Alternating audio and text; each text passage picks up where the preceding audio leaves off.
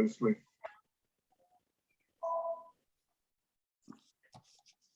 We'll give it just a minute.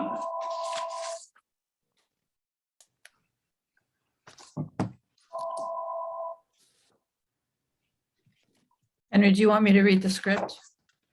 I think I got it. Okay, great. We'll see. Enjoy. Okay. It's 4 o'clock, December 7th. It's the meeting of the Town Area Plan Work Group. And it is being held via Zoom pursuant to Governor Baker's March 12th, 2020 order regarding open meeting laws. Did I get that? Enough for me, Henry. It's actually pursuant to Chapter 20 of the Acts of 2021. The governor's order expired. Okay. Yeah. I did not know that. Thank you. All right. I've called to order establishment of a quorum. You want to go by Zoom, have everybody say that they're here? Hang on, Henry. If you would like for me as secretary to call out names, Yeah, go ahead. I'm reading from the participants list. So rather than trying to look at the little capsule photographs, Lee Saperstein is here. Mary Longacre. Here. Henry Terry. Here. Marcia Fader. Here. Reagan Horchow. Here. Hi there. Allison King. Here. Marianne Easley. Here. Nikki Rowland. Here. Liz Almodovar. Here. And Leslie Snell as guest. Here. Hi, Leslie. Good. Okay. Could we have approval of last month's agenda? All in favor, aye? Aye. Aye. Aye. Anybody opposed?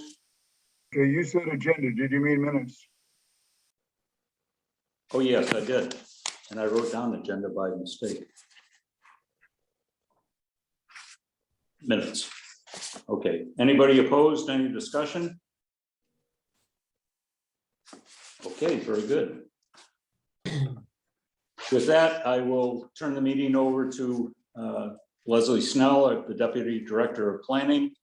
At last month's meeting, there were a lot of questions about zoning in particular. Leslie, it's all yours. Hi, well, thank you all for having me. Some of you are familiar faces and others new. So I'm Leslie Snell. I'm the Deputy Director of Planning. And I don't really have a presentation. I'm just here to answer questions. That's what I thought my purpose was today. So if you want me to go over specific stuff, let me know. Henry, if I can interpret some of the questions. Because when I bought my house, I was in the RC, a residential commercial district. And now I'm in the residential old historic district. So Leslie, could you give us a quick recap of why the RC 1971-72, and then the decision to move that into something more specific? And then the follow-on question will be what's happening with R1 into other districts? Okay, so I'm not the best zoning historian going back to when it was adopted, but I will do my best. I know that, getting zoning adopted on Nantucket was very, very controversial. 1972 is actually a little bit late in Massachusetts to adopt zoning. Everything was well underway at that point. And I think there was a lot of, deal making going on where, if I can be in a zone that allows me to do anything that I want to do, basically, then I'll be in favor of it. So I think that's why, originally some of the zones like RC were extremely well, they just allowed a lot of stuff. So, as time went on, the original, I think 3 zoning districts were expanded, and they've become more and more tailored as time has gone on. And now we're trying to phase out some of those original districts like the RC and the RC2, because they're effectively not really zoning because they allow everything. So the town area boundaries as they were adopted have, the ROH district primarily, and that's strictly residential, except it does allow some transient residential use by special permit for lodging and guest houses. R1, which is another residential district, and I'm just going to go back for a minute. So ROH is, I would say, the most intense in terms of it allows small lot sizes, 5,000 square feet, and it allows a ground cover of up to 40%. And that's recently been reduced from 50. So that's sort of the next tier out of the commercial downtown. Then moving away from town, we have the R1, which quite a few properties are in your area that are in the R1 district. And that also has a 5,000 square foot lot size, and it allows up to 30% ground cover. And that is also entirely residential. You have just a little bit of R20 over by Meadow Lane. That's like almost a half acre. And then all of the properties that are in R40 are either protected open spaces or properties that are used for open space recreation, NHA, that type of thing. So in 2009, town meeting unanimously adopted a master plan. It was Article 26 on the town warrant.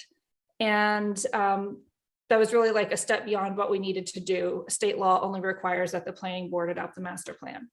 And part of the goal in the master plan was to, again, like tailor the districts a little bit more and to eliminate districts for whatever reason. So in your case, R1 was identified to be eliminated because it duplicates the R5 district, for one thing. And it's sort of an in-between between the R5 and the ROH.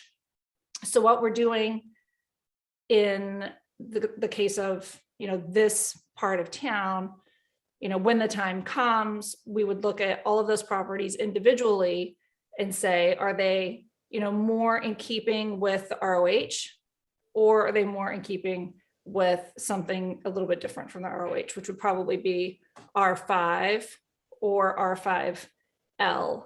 And the R5L is R5 limited, and that the main difference is it doesn't allow duplexes.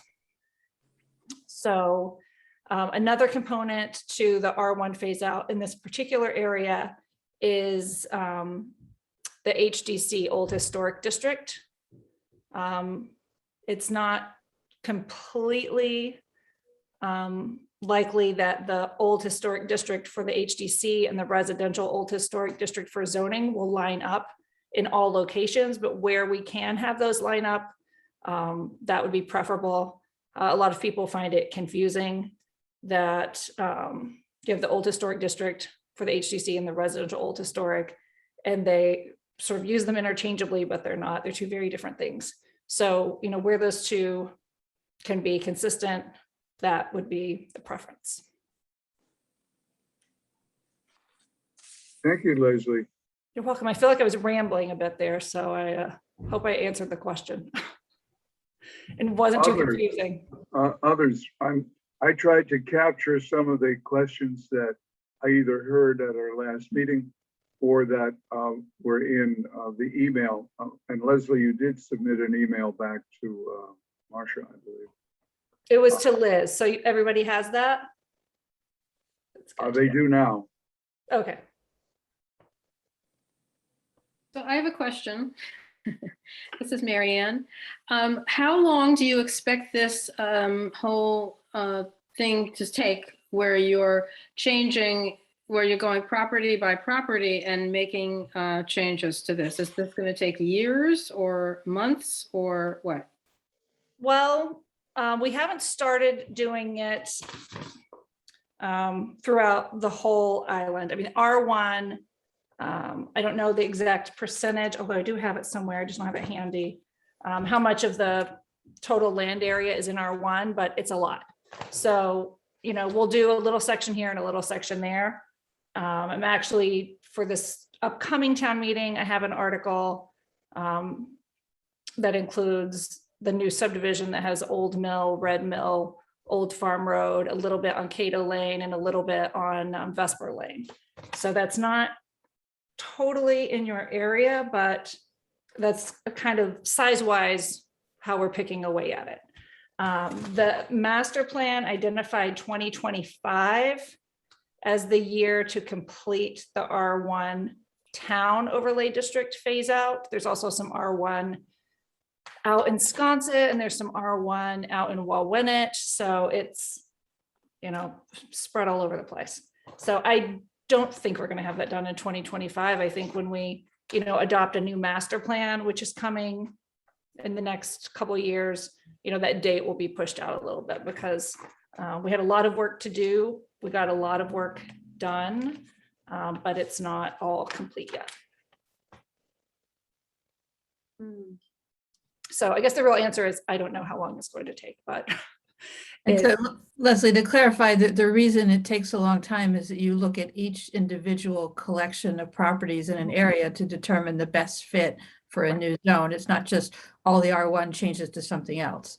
Correct. Yeah, because in some locations, the R1 may have larger lots, so we may want to switch it to R10, or, it just depends on where it is and what the characteristics are. And we go through, property by property, which is a lot of work. We have to pull the assessor's cards and see how big is the lot, how many structures are on it, what type of structures are on it, what's the ground cover total, to see, where the best fit is, because we don't want to make properties non-conforming to zoning. And we don't want to change the whole character of the neighborhood either, unless that's, what the goal is. So other than the phase out of the old zoning categories, are there other potential changes to zoning that would affect our area in the next few years that you're working on? Well, zoning changes all the time, and the ideas change, and the whim of the people changes. So, anything could happen, I guess. But right now, we've already made some changes to the ROH, which I mentioned. We reduced the total maximum ground cover from 50 to 40%.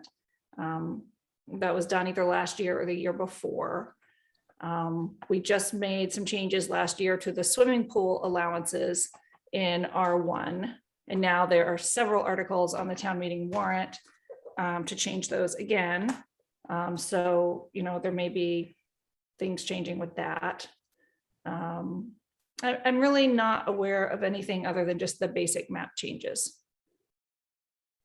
So, I mean, the fact that your area doesn't have a lot of districts, in a way, makes it a lot easier. Since you mentioned swimming pools, is there a place online to look up what information is available that you've already made decisions about? So the swimming pool allowance as it currently exists is in the zoning bylaw, which is chapter 139 of the town code. There's a definition for residential swimming pool in section 2 of that. And that, spells out sort of the requirements. And then in the use chart, which is in section 7A, that shows you where they're allowed by right, where they're allowed by special permit, or where they're prohibited. But as I mentioned, and I don't have them handy, but there are several citizen articles addressing swimming pools for the upcoming town meeting. And those are posted on the town meeting page for 2022. And are swimming pools considered part of ground cover? No, Only buildings? only buildings and some other things that require a fixed location. But we have a definition for ground cover also in section 2 that spells all that out. And I believe there was an article somewhat recently to make pools count for ground cover, and that was not supported.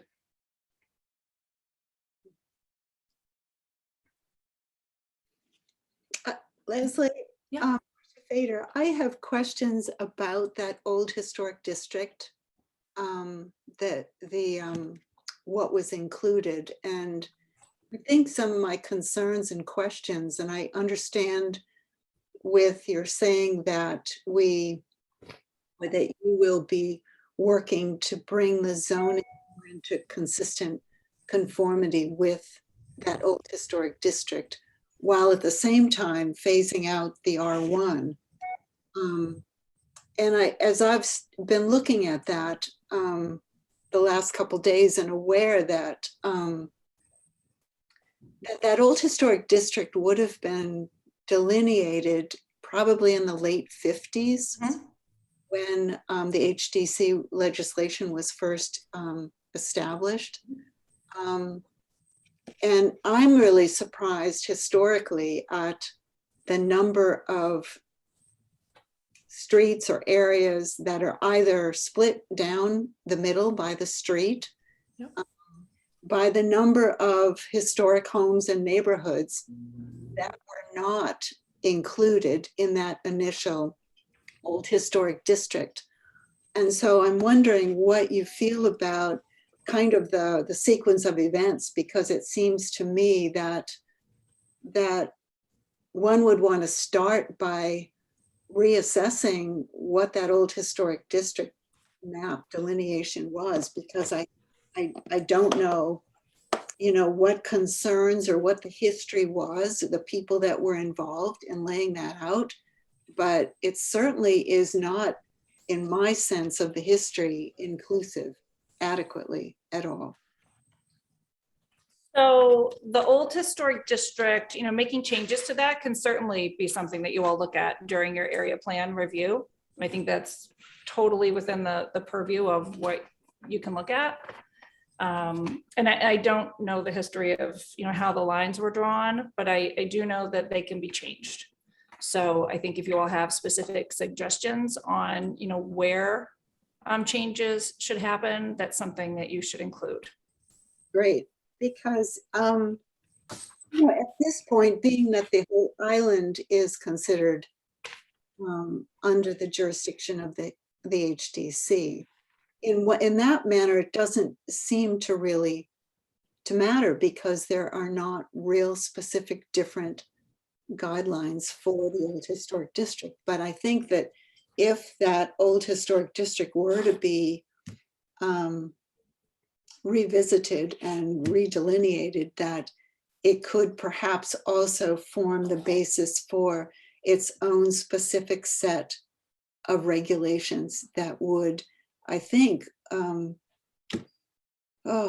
just address the issues more, rather than being lumped with outlying rural areas out on the moors.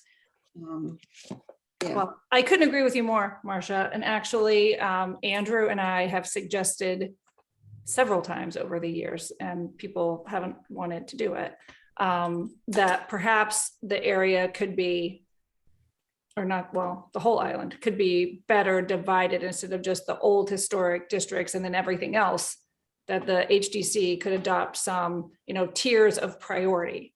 So, there's, priority level 1 in the actual historic area where there are, resources, to protect. And then maybe there's priority level 5, like my street. I live in Surfside off Skyline. There's nothing historic out here. So, I think that's something you all could look at. I mean, there's a section, natural and cultural resources, and it specifically talks about historic resource areas. Leslie, this is Lee. Just to clarify, do I understand that the old historic district is defined by the HDC and may or may not coincide with ROH? Correct. That's okay. correct. And now, Leslie, for Surfside history, there's the life-saving station, and then there's the route of the railroad, and they're both historic. and Andrew, well, I didn't mean to be so dismissive of all of Surfside. I just meant my street. doesn't mean that there aren't historic resources, but there is not a historic neighborhood of residential. Right. Right. And I think it's important for you all to remember with the master plan and the, you know, the neighborhood breakdown of the area plans, you know, just because it's coming out of, you know, the planning commission, that doesn't mean that the planning commission and plus are the only people that have to, you know, implement things. So there's all sorts of, you know, different departments that are sort of built into some of the objectives in the main master plan. And we actually have a sheet in the back of that showing, you know, what the objectives are and whose responsibility it is to implement them later. So, you know, don't, I guess, fixate on the fact that the OHD is not a zoning issue, because it's still a land use issue. It's still a historic issue. And it's still, you know, very relevant to the master plan and to the area plans. So who would be responsible for changing that delineation? So that would be the HDC. And I was actually going to just pull up their enabling legislation. I think they're only, I don't know if they can just change the map or if it would have to be a change within their enabling legislation, but either way, you know, it could be changed and they would need to support that. Okay, great. You know, one thing that does the historic district does provide some separation with is the Historic Structures Advisory Board looks at everything within the OHD and not the rest of the island. So it gets, you know, anything that goes through the HDC essentially gets two sets of eyes looking at it for each application. So it gets some special treatment.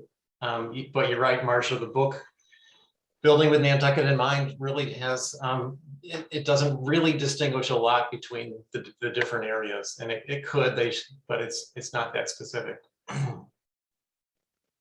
Yeah, and we did have funding. I don't know if we still have it or not, but we had funding for updating Building with Nantucket in Mind, or just doing a whole new book. I don't know if it can really be updated. It may just need to be a resource and have something more modernized, if you will, created. But that was a grant through the CPC. And the HDC had a work group and it never really got off, I guess. Yeah. So Leslie, one of my other questions about districts, about commercial, is that in the old historic district, whether it's R1 or ROH, you know, we certainly have a history of some level of mixed use. And I guess I have a couple of questions about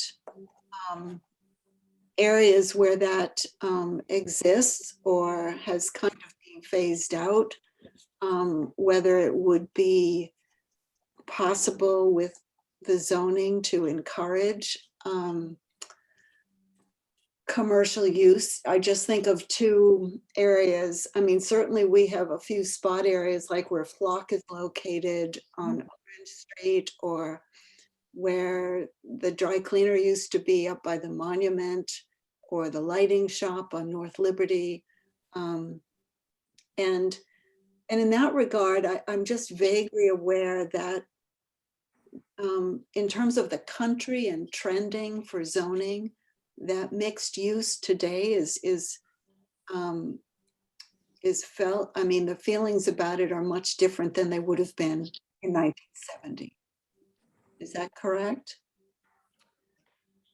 So most of the places that you mentioned are now, and I don't know, you know, as of when, but they're well inside the ROH district, and have just been really, I guess, phased out over time. I mean, even, you know, since I've been here, I remember some of those, you know, businesses being here. But the only area within your boundaries that I'm looking at this paper map, it's kind of hard to see, but I think it's just around Great Harbor Yacht Club. That was RC, and that was just recently changed to commercial neighborhood, which is very much a mixed use type of district. So, I mean, I don't, just looking at your map, see any places that jump out as, you know, possible commercial. But if you all find one, you can certainly put that in your plan.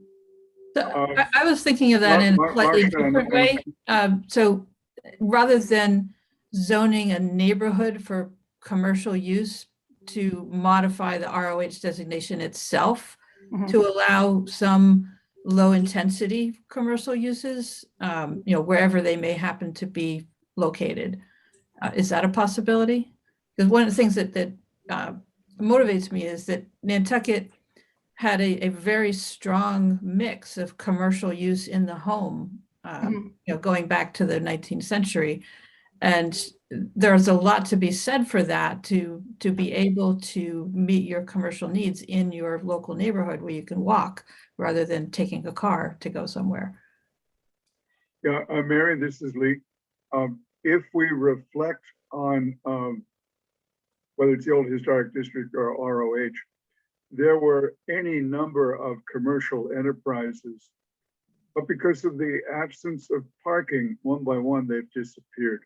Martin used to have his plumbing shop by the monument. Rabinvis was at Five Corners. Nantucket Bake Shop, now Sheila Fee's Flock. But there were also 2 or 3 other little shops right there on Orange Street, all gone. I can remember Ryder's package store at number 40 something Orange Street. These were there because Nantucketers did walk prior to the automobile. It was expensive to keep a horse because feed had to be imported from off island. The car has changed our shopping habits, and one by one these shops have disappeared. So I would be interested in what the group thinks about re-encouragement of at least a few replacement historic or shops in the historic district. Leslie, did you want to address anything that I asked or anything that Lee asked before we go into a group discussion? No, I will just point out though, because I think one of you mentioned like a home-based type business. The zoning bylaw does allow by right in all zoning districts, a home-based business up to, I think it's 800 square feet and 1 employee in addition to the owner of the property or the person who resides on the property. You don't have to be the owner. So that's, you know, small scale before you really transition into, you know, true commercial where you need the extra parking and maybe loading and other things like that. Thank you. Anyone else have a response for Lee? He was asking the group generally how we felt about potentially reintroducing commercial activity. Did I capture that correctly, Lee? Yes, but let's be very specific. Obviously, we have a commercial downtown. I'm talking about the space that is primarily residential, but that at one time historically had, well, at one time is history, had any number of small walkable shops. I'm not sure, is Martin still there by the monument? Yes, It's a plumbing shop. it's still there. Okay. So I have a question for Leslie. You mentioned the ability for homeowners to have commercial or you know, trade uses within their homes. Does that include retail? So you can have up to, I think, 200 square feet of retail, but it has to be related to your home-based business. So if you're making candles, you can have a little retail shop, but you can't start selling, I don't know, something else, something that's not related to what you're doing there. Like creating a small little grocery market or something. Correct. I Right, guess if you were growing your own vegetables for sale or canning or something like that, sure, but right. like the greengrocer couldn't start a shop out of, you know, a home downtown.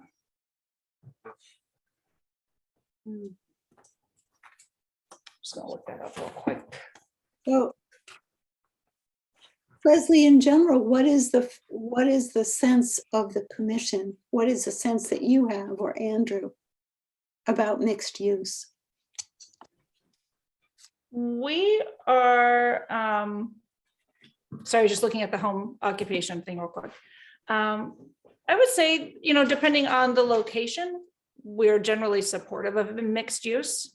I mean, a lot of the new zoning districts that we have created are mixed use, but they're, clearly a district with a priority. I mean, I think, well, I don't think I know the issue with RC and RC2, the two primary districts being phased out. There was no priority. So people would buy and say, oh, it's residential commercial. I need my residents to be all quiet. And then the commercial person would say it's residential commercial. I need to run my business. So without having, a clear direction of, is it a residential, district with, some ancillary commercial, or is it a commercial district with some ancillary residential? Then you have problems. So I would say if you, want to introduce some mixed uses, it would need to be, very tailored, very specific, very small scale. And as Lee pointed out, parking in that whole area is problematic. Well, I am a fan of mixed use. I will invoke the name of the great social regional planner, Jane Jacobs, who lived in Greenwich Village. And she thought that was ideal because you could go to restaurants, you could shop on the ground floor, but people lived above. And so there was a dynamic that lasted past 5 p.m.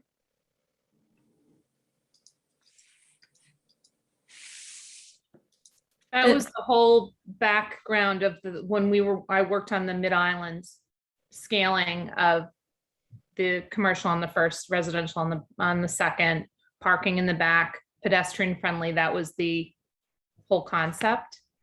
That was 20 plus years ago. Liz, are we talking about something like Amelia Drive, where there was supposed to be sufficient parking behind? That's exactly right. The conversation was, like when we talked about it years ago, the concept was one way with parking or two way without parking, but I don't know where things didn't happen there. But That's still an active question within PLUS. Leslie, how are nonprofit institutions considered in a zone? Are they considered commercial activity, sites like the old mill or the Mariah Mitchell location? I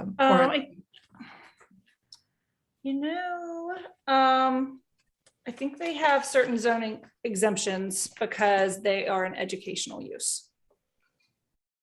Yeah, and so Mass General Law 40A, Chapter 40A, Section 3 allows exemptions for nonprofits and other educational uses where education is part of their mission. So they're not subject, they're subject to reasonable regulations. So we have to look at those on a case-by-case basis. And in some cases, even though a particular organization is an educational use, they've come forward with a proposal that we have deemed to be unreasonable, and they've had to go to the Zoning Board of Appeals, but that's extremely rare. I can only think of one.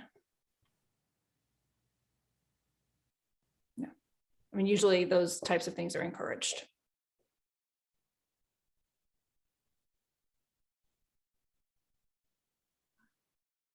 Any other questions? But Leslie, you mentioned the Great Harbor Yacht Club. So would you refresh at least my memory? They were going onto a site that was already commercial or already residential, or exactly how did they develop there? So that site used to be a boatyard, and it was in the residential commercial zoning district. They have a major commercial development special permit issued by the planning board, and they've expanded over time. But the properties surrounding them on Washington Street and over on Salt Marsh Way to Union were also in the RC district. So, we took a look at those, lot by lot to see, how large are the lots, what's happening on the lots, what's the ground cover of those lots. and determined that that was a good fit for commercial neighborhood because there's a lot of condos in there. And those are allowed, you know, at the intensity that was already developed in commercial neighborhood. The yacht club, you know, is a special permit in either district, so that didn't really change anything. And then you had, you know, 56 Union, the restaurant operating there. So all of those, you know, were a good fit to go to commercial neighborhood. To Mary, before there was Great Harbor Yacht Club, it was Gray Lady Marine, which explains why a yacht club has the only substantial boat lift, which gets used in a great hurry if a storm is coming. That boat lift is left over from Gray Lady Marine. And there's a condition in their planning board permit that they have to maintain that and make it available to the public. And that might be in their chapter 91 license too, I'm not sure. Can I ask you a question as it relates to, I know when you were talking about the Sconset plan, that the height was discussed in terms of what you're looking towards. In our discussions, you had said that that hadn't come up in residential historic. My question further is, do you anticipate that it will, or do you anticipate that it will? Is that a tough one? No, I don't think it will come up. I mean, I think the general character of the ROH in town is, you know, 2-story plus structures. Whereas in Sconset, there are lots of, you know, cottages, the artist cottages, the little fishing cottages. And that was important to them that they, you know, maintain a smaller scale. So I think what we're going to do in Sconset, I'm not 100%.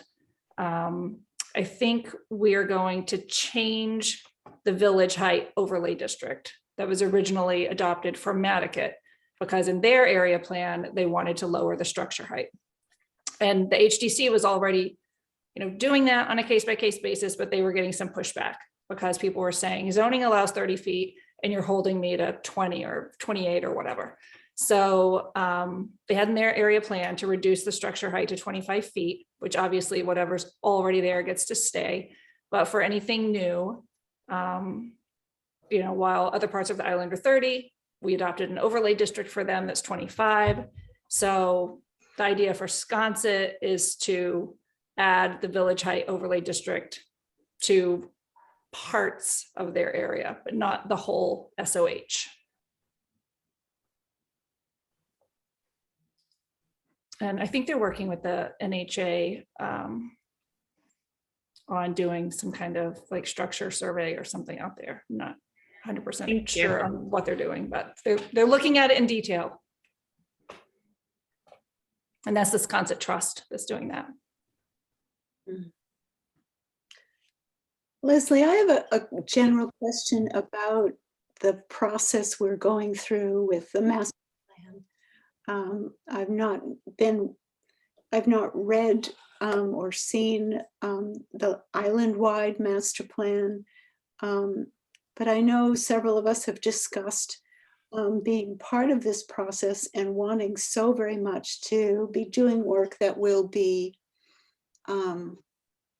have some substance to it, will have some meaning to it. And it seems a couple of the examples we've read, the implementation of ideas seems to be fairly weak in some of the documents. And I guess I'm curious to know, like, your experience in working with a master plan and what you and Andrew, what the commission feels potentially can be the greatest benefit of the island-wide master plan, as well as the smaller area plans, and how to make that what your thinking would be that could make it a really viable, vibrant kind of document. So the master plan that we have now was adopted in 2009, and we are working on updating it. So it's not just updating the text of the plan, but there are, you know, a lot of other plans built in by reference. So the open space plan, the parks and recreation plan, the harbor plan, all of those things are referenced in the master plan.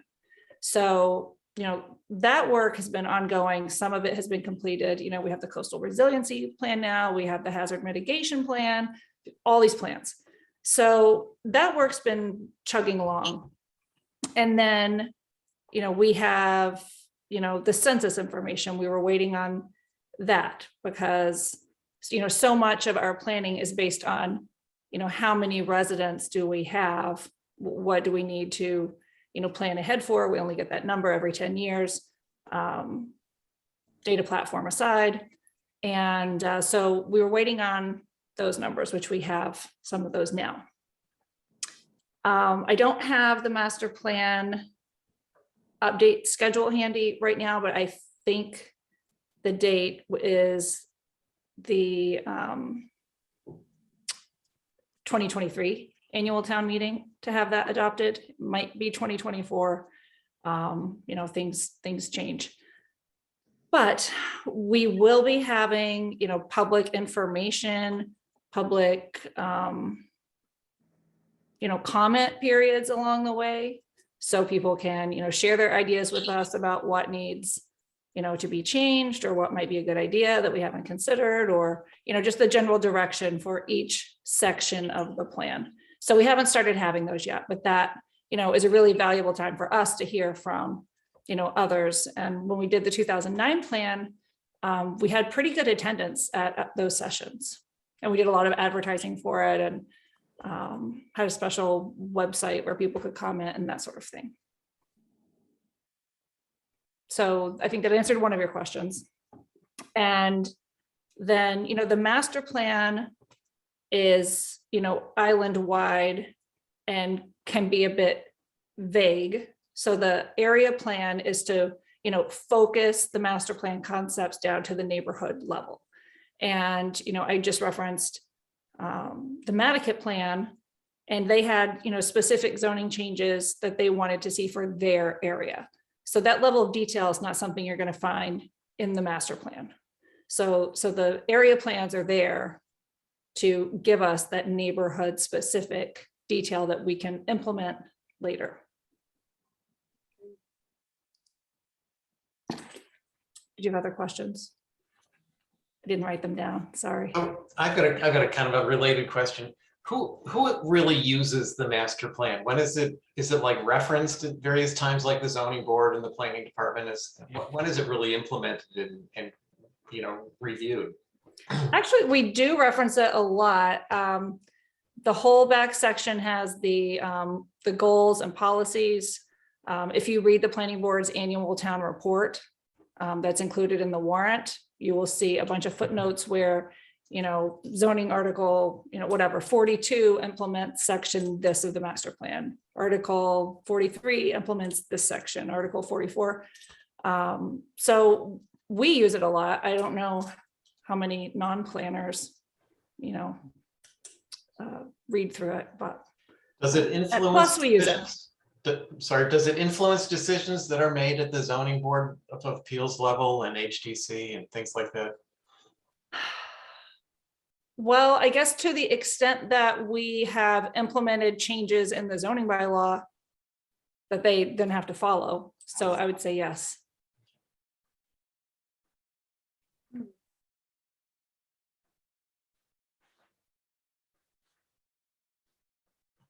Other questions? Oh, this is- And you know what I will send to you all? We have an executive summary of the master plan that is not overwhelming. Whereas if you look at the master plan, you probably just want to close it. So I will send you a link to the executive summary. It's, I don't know, maybe 10 pages. It's not that long. Okay. Leslie, this is not a question, nor does it forestall anybody else asking a question. But I'd like to say thanks for your helping out here. Thank you all for having me.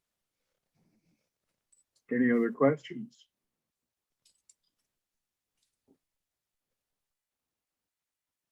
Cool. All right. All right, thank you, Leslie. Thank you. Have a good night. And if you all think of anything, just send me an email, and then I will have Megan, probably because she has all of your emails, send you that link. to the executive summary. Yeah, the emails are all in the broadcasts. And I think your name is in the listserv. Okay, I'll double check. great. All right. Have a good night, you all. Thank you. Thank you. Okay, bye-bye. You don't need me to stick around, right?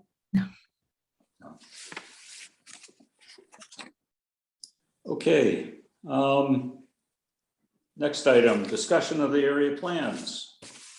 Anybody want to start? Henry, this is Lee. I will point out that we've had 4 very nice inputs that came from our working groups. And with their permission, I'm going to add them to the minutes so that they're on record. When I say inputs, land use from Liz Almodovar and Marianne Easley, housing from Marcia Theda and Nikki Rowland, natural and cultural resources, Liz Almodovar and Marcia Theda, and services and facilities, Reagan Horchow and Nikki Rowland. You and I, Henry, have been the most delinquent. And I'm supposed to work on circulation.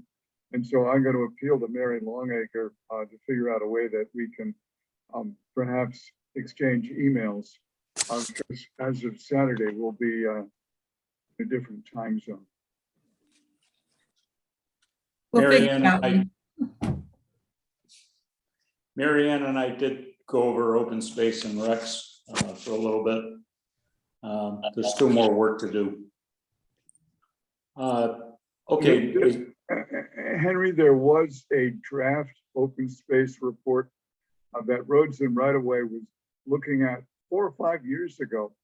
And we were told that within a few months, the consultants would deliver I don't want to call it a final report, but a draft for consideration by the select board. So as far as the consultants were concerned, that would be their final, that would be up to the select board. It got hung up. And you heard Leslie refer to it. If it exists at all, it's an older one. And I don't know where the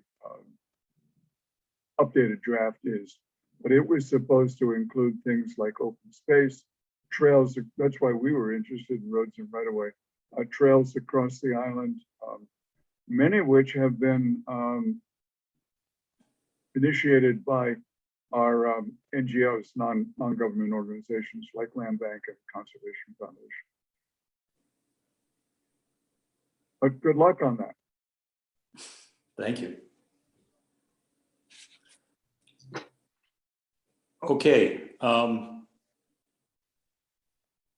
What kind of discussion do we want?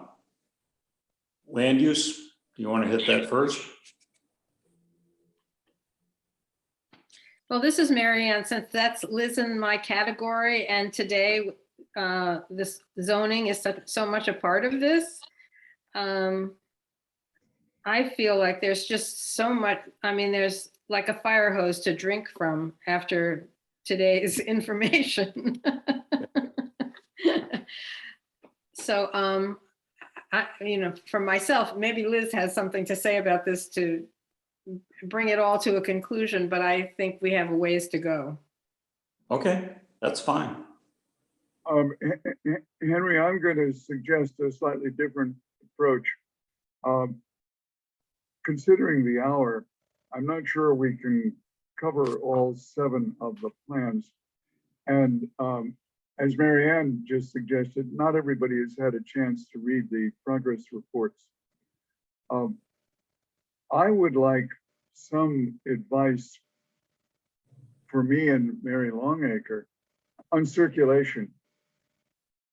One of the progress reports said, you know, we really ought to have a parking by permit system downtown so that the people who live downtown can find a parking place. We know that there have been other suggestions. And so with your permission, with your consent, I'm going to throw open the part that we don't have a progress report on circulation, traffic, and parking. And if there are any good ideas that people want to see captured in a progress report, I'd appreciate it. I'll add that one question that I think we should address is whether rotary / roundabouts are welcome in our area.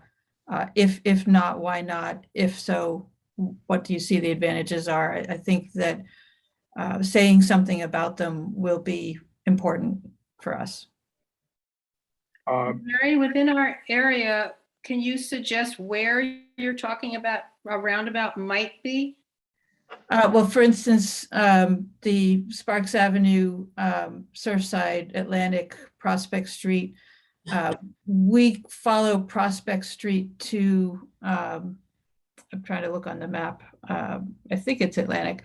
So that is just at the corner of our area, but the greater thing is the impact. Almost all of Prospect Street, I think maybe all of Prospect Street is within our area.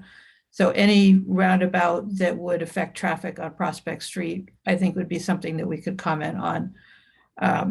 But in just in the general sense, there are some people, not intending to point any fingers, but some people who love the concept of roundabouts and think they ought to be everywhere. There's a town in Illinois that there's a story going around about they've got 120 of them or something like that. And there are other people on the exact opposite that don't want to ever see another one.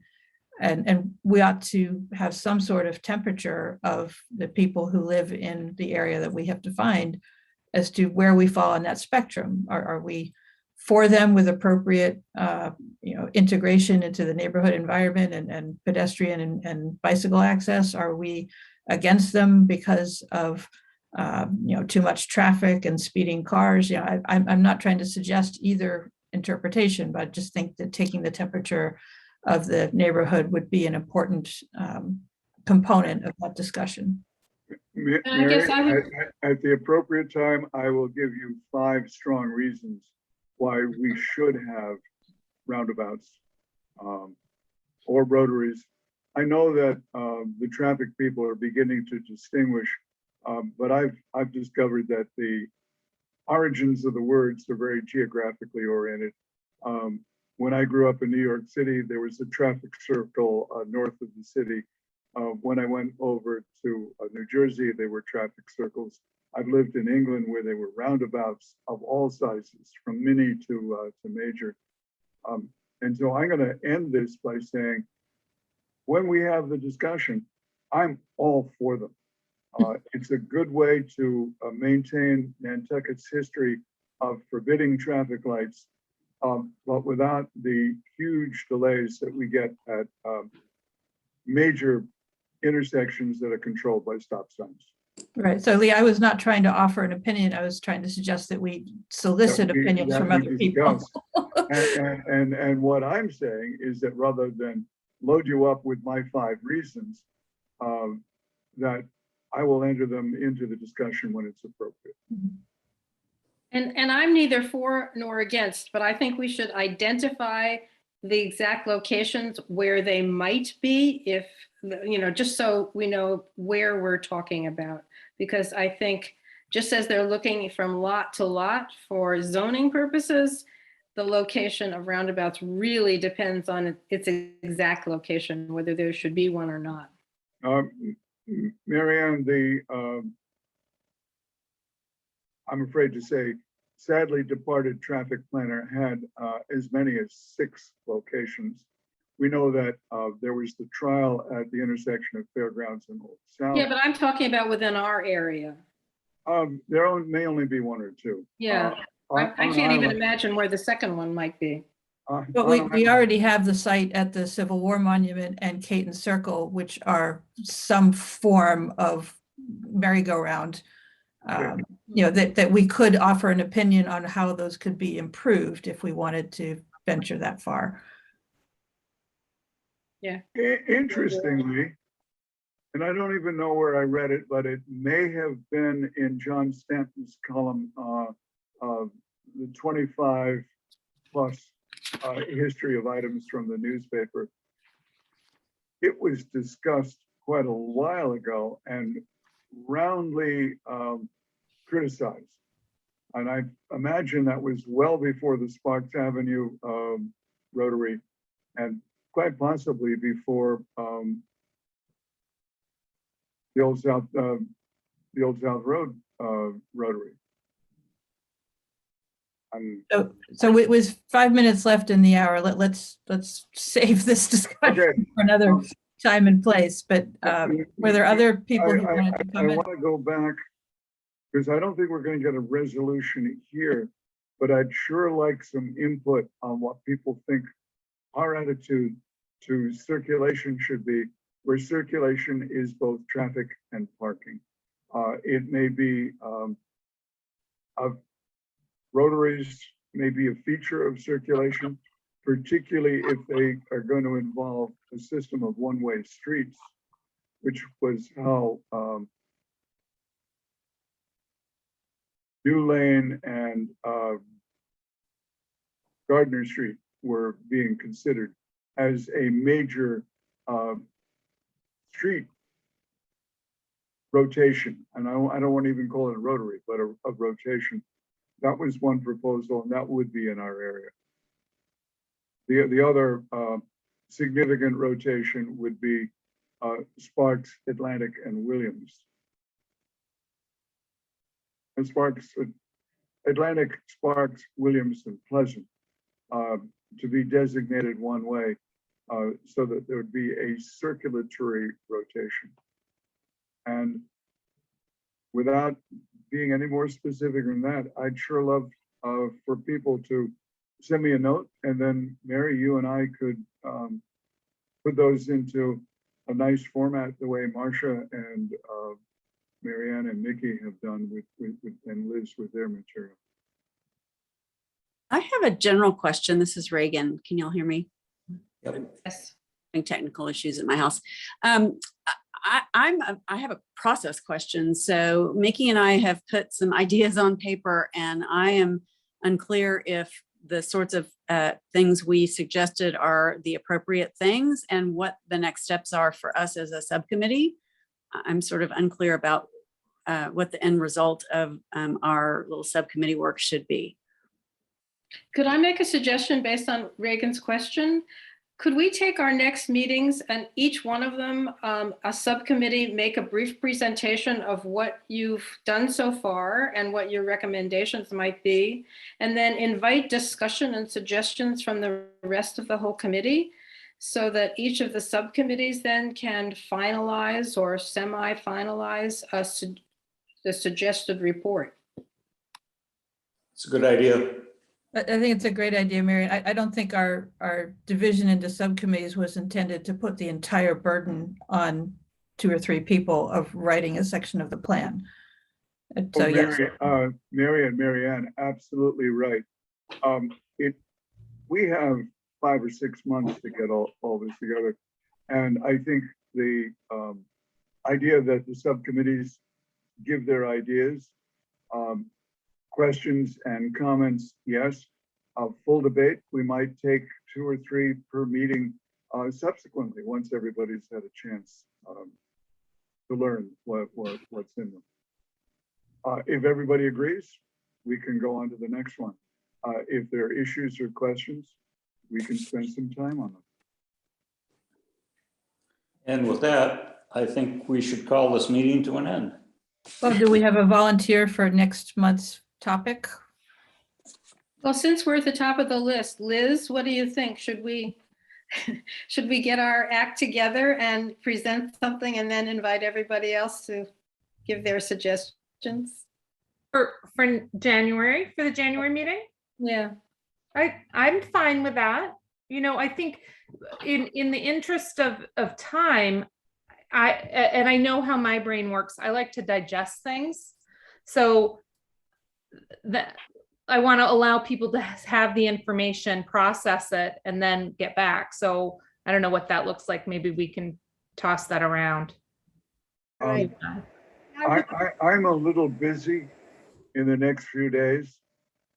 But once I get to England, I'm supposed to quarantine for 48 hours. So by Monday or Tuesday, you should have minutes with the attachments, which would give exactly as suggested, time to look at them, digest, react, etc.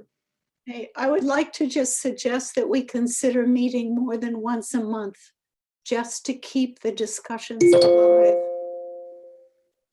Twice a month, I don't think, I think would help a whole lot in the process. Marcia, I agree with you, but maybe starting after the new year. Oh, since- right. Oh, definitely. Yeah. I could have. I've got some granddaughters to hug. Oh, we don't want to have a committee Christmas party in 2 weeks? And I would look forward to coming in person when and if we can meet together. With that Okay. in mind, if we try to do 2 meetings in January, I'm just thinking out loud here. Do we kind of figure this out on that meeting then and set the dates up going forward to talk about specific? Because there's no way we're going to hit everyone in one meeting, I don't think. No, I don't think we want to even try. Right? Right. So that's my thought, is that we all kind of put our heads together through this next month and then plan to get down to brass tacks January 7th, lay this out so we have dates that are realistic. Yeah, so just following the calendar, if we're meeting the first Tuesday of the month, that's January 4th. And then if we're just alternating, this 2 weeks later would be January 18th. If we want to do first and third Tuesday of the month. Right. And I think on the 2 areas that I'm working on, we're certainly ready. So you could make a schedule and include the housing, I think, and the cultural resources. Maybe those are the first ones, and then we'll work on our land use. Mary, we've got a problem with third Tuesday. That's roads and right away at 4 p.m. Okay.